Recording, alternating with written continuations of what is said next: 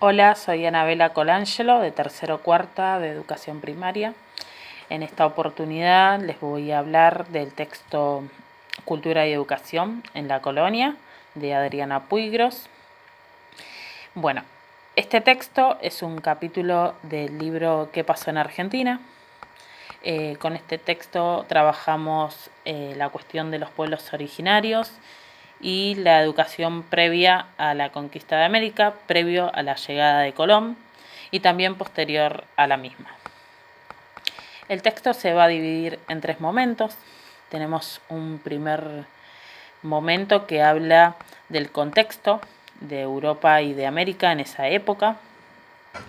Dice que España era de uno de los países más pobres en tecnología, en desarrollo, y que gracias a la conquista de América, a la llegada de Colón, se hizo de riquezas que le permitió crecer económicamente.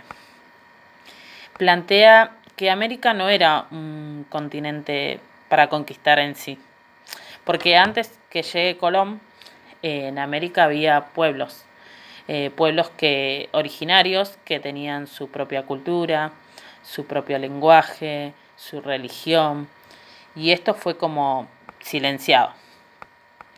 Después tenemos un segundo momento del texto donde habla de los motivos de la derrota en la conquista de América, por lo que plantea un mito de un inca que va al Cerro Hermoso y ve el oro y la plata que tenía, pero piensa que no tiene la tecnología para poder trabajarlo y comercializar.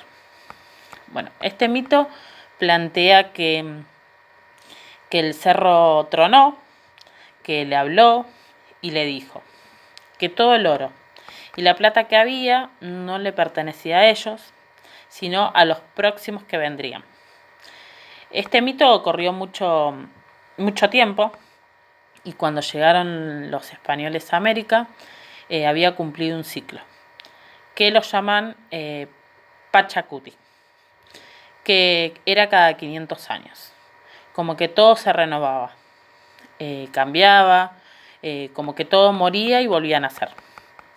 El tercer momento del texto habla acerca de la conquista y hace referencia a la educación y la cultura. Bueno, dice que los europeos blancos, ya instalados en las tierras, van a crear una relación pedagógica de educadores y educandos.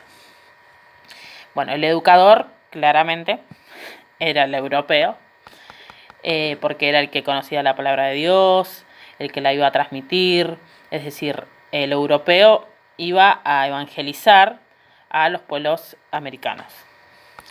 En esta parte pedagógica, en esta relación pedagógica que se da, va a haber tres posturas. La primera postura es la de Gines, que va a plantear que los americanos son bárbaros, que son inhumanos, que son poco más que bestias, y se consideraba que no tenían alma, por lo que podían torturarlos, maltratarlos, esclavizarlos, y bueno, y no era pecado, ya que eran inhumanos.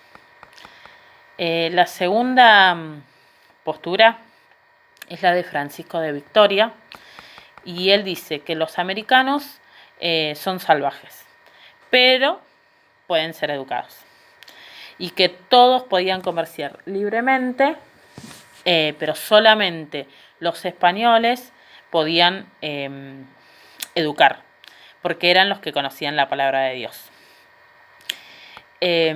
La tercera postura es la de Bartolomé de las Casas, y él va a considerar a los americanos como buenos salvajes, y plantea que los americanos son seres humanos, pero menos evolucionados que los españoles.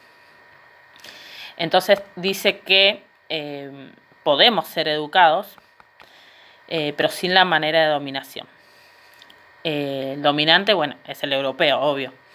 Y toma un mandamiento, que es amarás a tu prójimo como a ti mismo, en donde el prójimo sería el americano, y nos toma como un otro.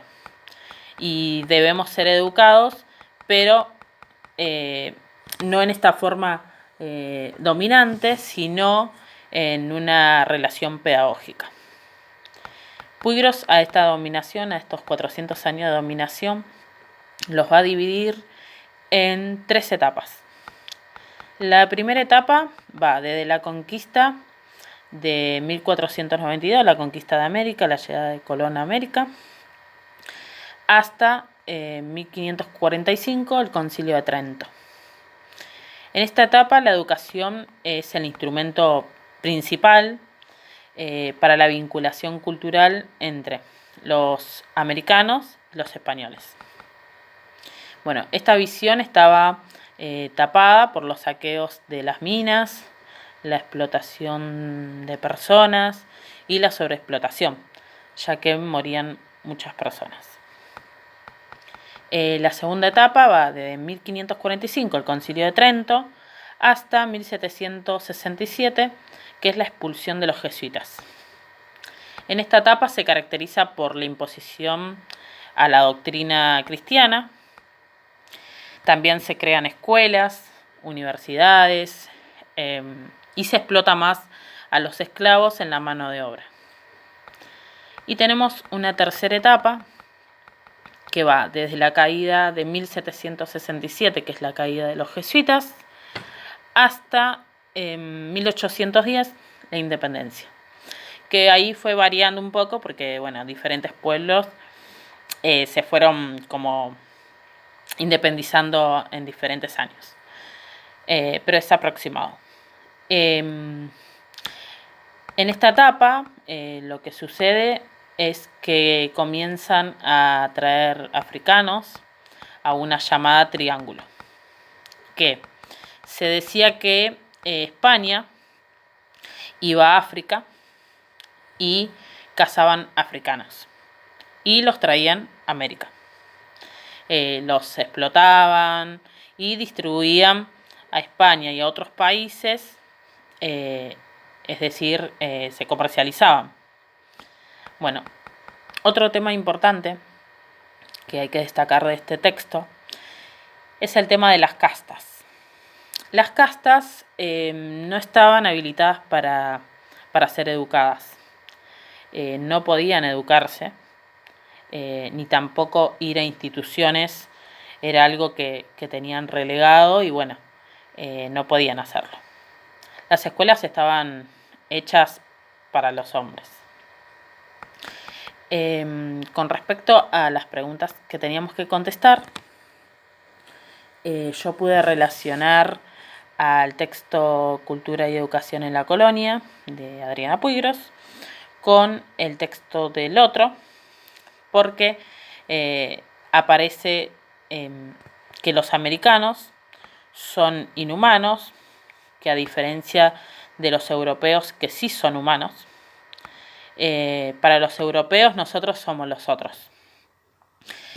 Así como en su momento para nosotros argentinos todos los extranjeros son los otros, bueno, para los europeos nosotros éramos los otros.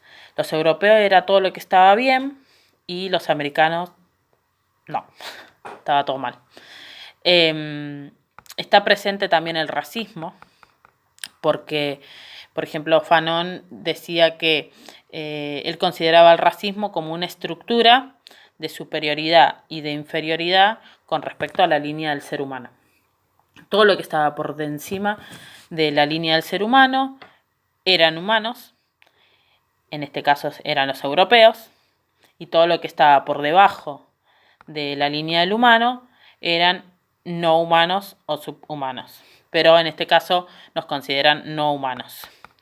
Bueno, en el texto esto se ve, que el europeo es el humano y el americano no, por el cual les permite explotarlos y tenerlos de esclavos, y que para ellos los americanos no tienen alma y por eso no estarían pecando, ya que no tienen alma.